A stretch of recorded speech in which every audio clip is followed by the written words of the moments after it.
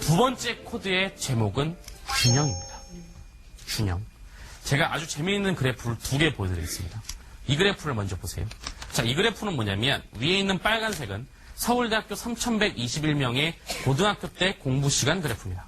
아래에 있는 파란색은 보통 학생 3만 명의 저희가 인터넷으로 상담하면서 데이터 수집한 보통 고등학생 3만 명의 고등학교 때 공부 시간 그래프입니다. 저희가 이 자료를 보고 처음에 놀랐던 것은 어떻죠? 공부 시간의 차이가 별로 없죠. 우리가 알고 있는 선입견, 스카이 가고 공부 잘하는 친구들은 보통 애들보다 몇 배는 더 많이 할 것이다. 물론 어떤 어머님들이 이러세요. 예? 아이들 이거 보여주면 되게 희희낙낙합니다. 엄마 쳐봐. 나도 공부 많이 한다니까. 어머님들 살짝 무릎을 꽂으시면 이럽니다. 야, 이 작은 차이 안 보여? 원래 명품은 작은 차이가 만드는 거야. 이래서 막 윽박 지르시는 어머님들이 있어요. 그런데 여기서는 제가 아이들 편을 들어드리죠. 뭐다? 공부 시간 차이가 적더란 얘기죠. 자, 근데 다만 여기엔 한 가지 전제 조건이 있습니다. 이 그래프의 부제목은 바로 이겁니다. 전체 공부하는 시간. 잘 들으세요. 학교 수업 시간 더하기. 만약에 학원을 가면 학원 수업 시간 더하기. 뭐 인터넷 강의나 EBS를 보면 그거 듣는 시간 더하기. 뭐 나중에 고등학교 야간 자율학습 있죠? 야간 자율학습, 독서실 가는 시간, 숙제하는 시간. 즉 공부랑 관련된 시간을 다 더하면 이렇게 차이가 없다는 겁니다. 자, 근데 이건 어머님들이 상식적으로 생각해보면 금방 이해할 수 있는 부분이죠. 무슨 얘기냐? 하느님이 인간에게, 모든 인간에게 공평하게 준 선물이 있습니다. 하루 24시간. 공부 잘하려고 32시간 부여받는 거 아니죠?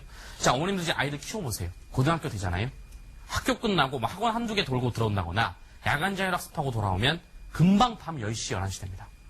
무슨 얘기냐면 매일매일 초인적으로 막 1시간, 2시간씩 자지 않는 이상 몇 배가 나올 수가 없다는 얘기입니다. 아시겠죠? 이게 정답인 거예요. 근데 이 그래프를 왜 보여드렸냐? 진짜 그래프는 바로 이겁니다. 자, 재밌는 건 뭐냐? 이것도 똑같이 공부 시간 그래프입니다. 위에 있는 빨간색은 서울대 3,121명, 아래에 있는 파란색은 보통 학생 3만 명. 이번엔 몇 배 차이가 나죠. 똑같은 공부 시간 그래프인데 왜 이렇게 차이가 나느냐? 이 그래프는 부제목이 다릅니다. 자, 바로 이것이 부제목입니다. 앞에 있는 전체 공부하는 시간에서 학교 수업 시간을 빼고 학원 수업 시간을 빼고 TV로 공부하는 인터넷 강의나 TV 강의 빼고 즉 뭡니까? 순수하게 책이랑 나랑 혼자 있는 시간이 이렇게 차이가 났다는 겁니다. 제가 마법의 숫자를 하나 알려드리겠습니다. 매직 넘버라고 제가 부르는 건데 3이라는 숫자를 기억하세요. 서울대 3,121명은 거의 3,000명 모두가 공통적으로 하루 평균 3시간 이상의 혼자 공부하는 시간을 반드시 확보했습니다. 학원을 안 갔다는 얘기 아닙니다. 수능의 3대 거짓말 중에 하나가 뭔지 아세요? 전국 수석의 해마다 인터뷰. 저는 학원 하나도 안 가고 국영수 위주로 학교 공부 위주로 공부했습니다. 저희가 조사한 3,121명. 요새는 인터넷 강의도 발달해서 뭐 학원이나 사교육 한 친구들도 꽤나 많아요. 서울대 온 친구들은 혼자 공부한 게 뭐 혼자만 공부한 것은 아닙니다. 근데 걔네들의 절대 원칙. 학원을 몇 개 다니든 인터넷 강의를 몇 개를 하든 일단 하루 평균 3시간은 꼭 박아둔다. 이거는 절대 위배하지 않는다.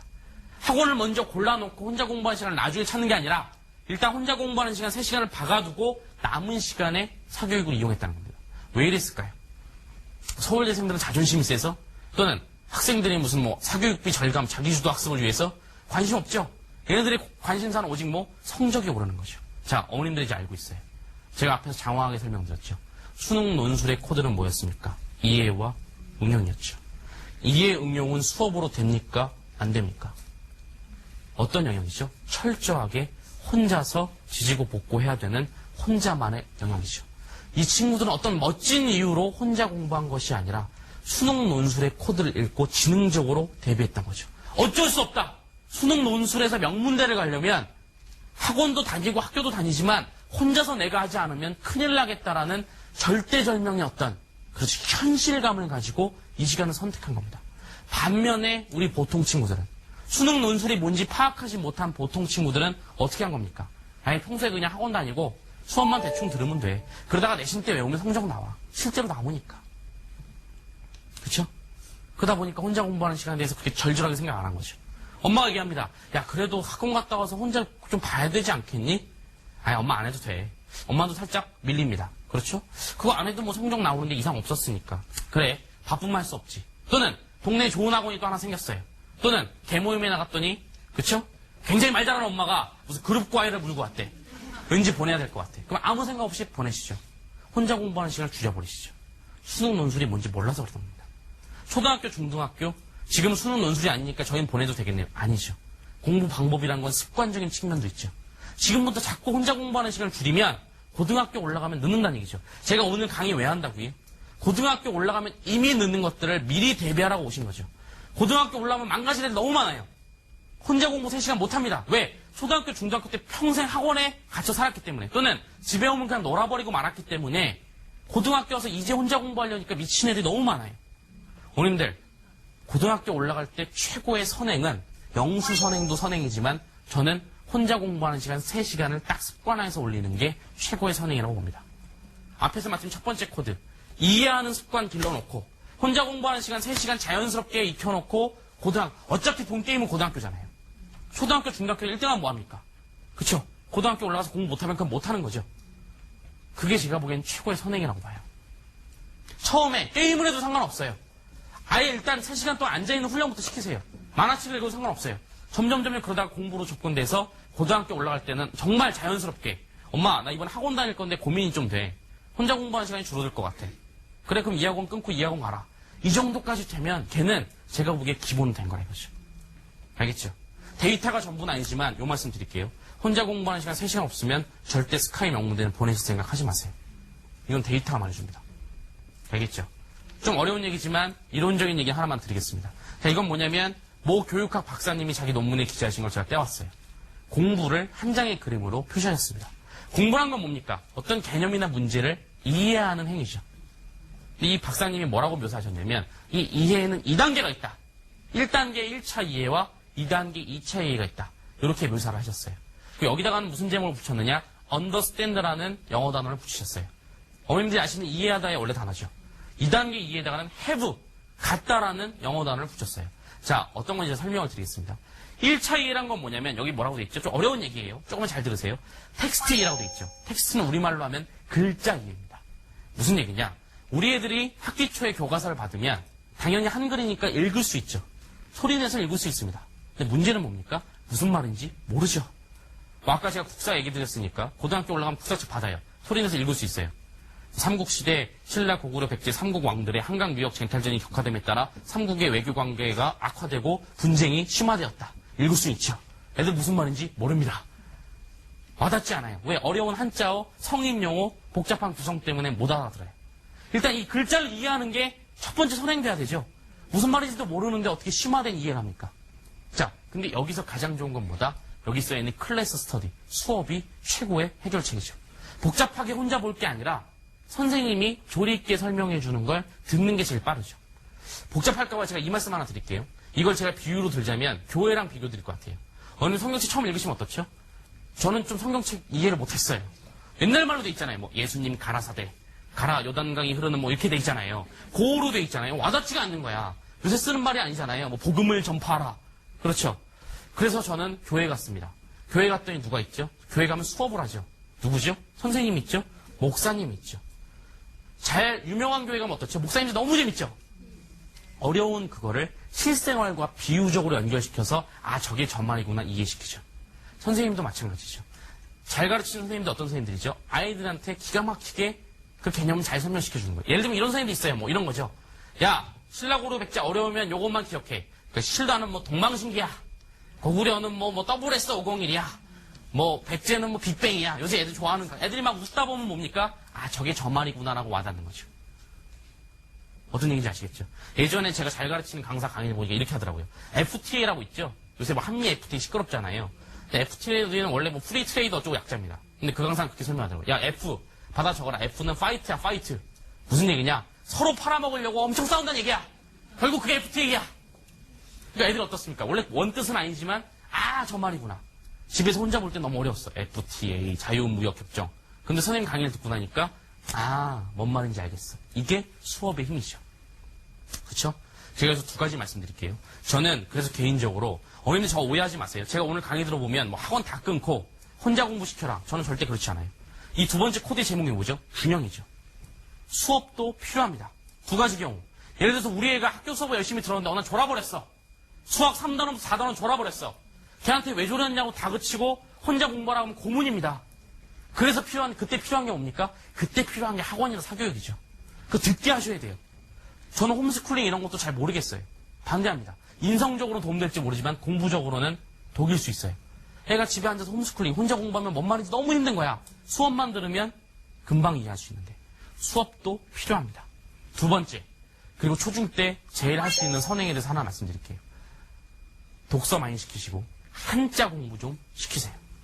무슨 얘기냐면 중고등학교 올라가면 책에 있는 모든 단어들은 아까 설명드렸죠? 한자어입니다. 우리나라 말의 7, 80%는 한자어잖아요. 근데 요즘 애들 어떤 애들이죠? 첫 번째, 독서력이 꽝입니다. 일단 1차 이해를 떠나서 글을 못 읽어요. 너무 글 읽는데 오래 걸려. 인터넷 세대다 보니까 그림과 영상이 익숙한데 이 긴 글, 복잡한 글만 보면 막 짜증을 냅니다. 두 번째는 뭐냐? 이 한자어를 하나도 몰라요. 아까 제가 말씀드린 문장, 분쟁, 격화, 심화, 어머님들 좀 아시죠? 얘네들은 한자어 세대가 아니다 보니까 그런 말들에 익숙치 않아요. 만약에 고등학교 교과서나 중학교 교과서가 요즘 애들에 맞게 쉽게 바뀌었으면 문제 없어요. 그러나 중고등학교 교과서는 여전히 예전 어머님들 때 쓰던 한자어를 그대로 씁니다. 근데 초중 애들은 인터넷 세대라 책을 안 읽어서 한자 공부를 요새 안 하잖아요. 옛날에 어머님 시대 때 강제였잖아요.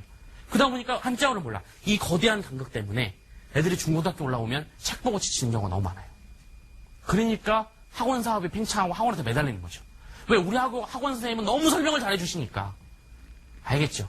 거꾸로 만약에 초중 때 한자 공부 좀 제대로 시키시고 독서 공부 돼 있잖아요. 고등학교 올라가면 일단 1차에는 먹고 들어가는 거죠. 학원도 줄일 수 있겠죠. 이것만 해도 부담 굉장히 많이 줄어듭니다. 아셨죠? 요걸 가지고 지능적으로 이용하세요. 자, 근데 문제는 뭐냐? 이거는 제가 말씀 안 드려도 이미 어머님들이 굉장히 중요하게 생각하실 거예요. 우리나라만큼 학원 많이 보내는 데 없겠죠. 너 설명 왜? 이해 어려워? 그럼 학원 보내줄게. 과외 붙여줄게. 다 아시잖아요. 그 박사님이 말씀하신 거. 이게 중요한 게 아니다. 중요한 건 이거다. 이게 뭐다? 2차 이해라는 겁니다. 이건 뭐냐면 understand. 일단 글자 이해한 걸 내 걸로 내면화하는 단계죠. 아까 제가 교회 비유를 드렸죠. 진정한 교인이 되려면 어때야 되죠? 목사님 말씀만 듣고 집에 와서 아무것도 안 하면 안 되죠. 뭘 합니까? 아니, 묵상이란 걸 하죠. 교회에서 들었던 그 문구를 다시 보면서 내 생활에 접목시키면서 내 걸로 만들죠. 뭡니까? have, 가져버리죠. 이 박사가 뭐라고 설명했느냐? 이 2차 이해, 심화 이해까지 끝내야 개념을 완벽하게 이해한 거다. 그리고 이 2차 이해는 여기 뭐라고 써있죠? 수업으로 되는 게 아니고 셀프 스터디. 혼자서 해야 되는 철저한 혼자만의 영역이다. 공부는 두 가지다. 1차 이해와 2차 이해다. 공부는 두 가지다. 수업과 혼자 공부하는 자습이다. 라고 규정을 하신 거죠. 자, 수능 논술에서 뭐가 중요하겠습니까? 당연히 이 부분이겠죠. 암기식 학력고사 때는 이 부분까지 필요 없어요. 대충 무슨 말인지만 알아들으면 이제 암기할 준비는 끝났죠. 수능 논술에서는 이게 필요하다는 거죠. 제가 궁극적으로 드리고 싶은 말씀은 뭡니까? 셀프 스터디 절대 무시하지 말라는 거죠. 앞에서 보여드린 그래프처럼 3시간이 필요한 이유는 바로 이런 것들입니다. 물론 서울대생이 이런 복잡한 교육이론을 알았을 리 없죠. 걔는 본능적으로 시험 몇 번 치다가 느낀 그 경험을 바탕으로 본능적으로 대비한 겁니다. 아셨죠? 공부는 두 가지. 클래스 스터디와 셀프 스터디라는 겁니다. 아셨죠? 자, 얘기가 나온 김에 하나만 더 설명드리겠습니다. 그러면 이 2차 이해, 아까 디펜백도 설명드렸는데 이 2차 이해를 측정할 수 있는 좋은 방법이 하나 있어요. 무슨 얘기냐? 요거 한 팁으로 알아두세요. 자, 이해를 했는지 안 했는지 측정하는 가장 좋은 방법 중에 하나는 남에게 설명해보게 시키는 겁니다. 이 중에서 혹시 누구를 가르쳐본 어머님들 있으면 이해하실 거예요. 내가 완벽하게 이해하지 못하면 어떻죠? 남한테 설명하다가 말이 꼬이죠. 논리가 꼬이죠. 아주 기가 막힌 학원 강사 강의를 들었어. 들을 땐 좋아하는데 집에 와서 동생한테 설명하다 보면 처음에는 학원 강사가 한 비유 그대로 이용해. 야, 신라는 동방신기야. 동생이 물어봅니다. 왜 동방신기야? 아, 잘 모르겠다. 뭐죠? 그냥 그 표현만 가져온 거 자기가 이해를 못한 거죠. 완벽하게 이해했는지 체크하는 가장 좋은 법 중에 하나는 설명을 한번 시켜보는 겁니다. 남한테 설명을 완벽하게 할 수 있으면 자기 말로 자기가 가졌기 때문에, 해부했기 때문에 설명할 수 있다는 거죠. 알겠죠? 이건 하나의 팁이고. 자, 그리스 로마 시대 때부터 전해오는 공부 잘하는 방법이 있어요. 공부법의 절대 지존. 뭡니까? 바로 예습, 수업, 복습입니다. 그렇죠? 이것도 제가 설명드린 거 가지고 보면 두 개로 나눠지죠. 수업은 뭐죠? 클래스 스터디죠. 예습, 복습은 뭡니까? 선생님이 해줍니까? 혼자 해야 되죠. 셀프 스터디죠. 수능 논술 시대에는 무슨 비중이 높아지고 있다? 예습, 복습이 올라가고 있다는 거죠. 우리 조상들도 숨겨놨어요. 공부도 한자지만 공부의 또 다른 한자 표현이 뭐가 있죠? 학습이죠. 어린이들 대답해보세요. 학은 무슨 학자입니까? 그렇죠. 뭐죠? 클래스 스터디죠. 습은 무슨 습자입니까? 그렇죠. 익힐습, 셀프 스터디죠. 이 두 개의 균형이 맞아야 됩니다. 수능 논술 시대에는 이게 30이라면, 학기 30이라면 습이 70 정도로 올라가고 있다는 얘기입니다. 어머님들 학력고사 시대에는 학기 70, 습이 30 정도만 됐어도 암기니까 가능한 시대였다면 이제는 점점 습의 비중이 올라가고 있다는 겁니다. 이 시대를 대비하셔야 돼요. 이명박 대통령 이 5년 동안 수능은 갈수록 어려워질 겁니다. 그 말은 습일 잘한 친구들이 점점 유리한 시대가 될 거란 겁니다. 무슨 얘기냐? 역설적인 얘기죠. 아까 뭐라고 말씀드렸죠? 노무현 대통령은 서민 대통령이지만 역설적으로 지방 아이들에게 오히려 불이익이 되고 강남 아이들이 유리하겠다고 했죠. 거꾸로 역설적으로 이명박 대통령은 이미지는 강남 부자 대통령이지만 입시에서만큼은 오히려 강남에서 학원에 길들여진 애들한테 불리한 입시 제도가 될 거란 겁니다. 물론 5년 지나서 이명박 대통령 끝나고 어떤 대통령이 올지 몰라요. 근데 일반적으로 입시 제도는 한 번 대통령이 5년 동안 밀고 가면 그 다음에 누가 와도 조금은 유지됩니다. 어머님 잘 들으세요. 이런 말 있죠. 환란과 전쟁이 일어날 때 항상 영웅이 탄생한다. 그래야 계급의 격변이 온다고 말씀드렸죠. 10년 동안 이 10년 동안의 진보 정권 동안 쉬워진 시험하에서 많은 어머님들이 이제 학원에 길들여지셨어요. 학만 해도 클래스 스터디만 해도 먹힌다는 사실에 익숙해지고 있어요. 서울, 강남, 분당, 목동이 너무 부러운 동네로 탈바꿈했어요. 문제는 뭐다? 10년 동안 이렇게 됐으니까 다 굳어져 버렸어요. 근데 이건 분명히 대변혁고 환란이죠. 이명박 대통령이 오셔서 환란이란 게 아니고 뭡니까? 노무현, 김대중 대통령 10년 동안과 이 정권은 완전히 다른 정권이죠. 시대가 변했어요. 두 가지입니다. 영웅이 탄생할 거고 떨어지는 사람이 탄생할 겁니다. 어때야 됩니까? 시대를 잘 읽어야겠죠. 어머님들은 자식들을 영웅으로 만드셔야겠죠.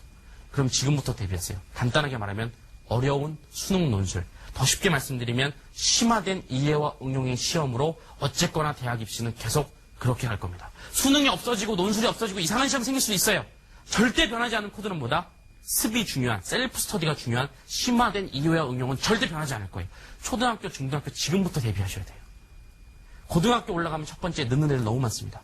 두 번째 다시 한번 말씀드릴게요. 10년 동안 이렇게 적응이 돼버려서 제가 오늘 이렇게 강의해도 집에 가시면서 학원 하나 더 등록하시는 어머니 분명히 있을 거예요. 그래도 학원이지. 그렇죠? 기러기 아빠, 기러기 엄마, 한국 예외도 있죠? 방학 때면 강남에 그냥 원룸 하나 얻어놓고 굳이 여기 와서 학원 보내시는 어머님들이 있어요.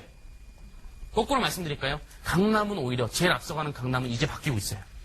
거기는 학원의 본산지기도 하지만 뭡니까? 촉수가 예민한 엄마들이 모여있어요.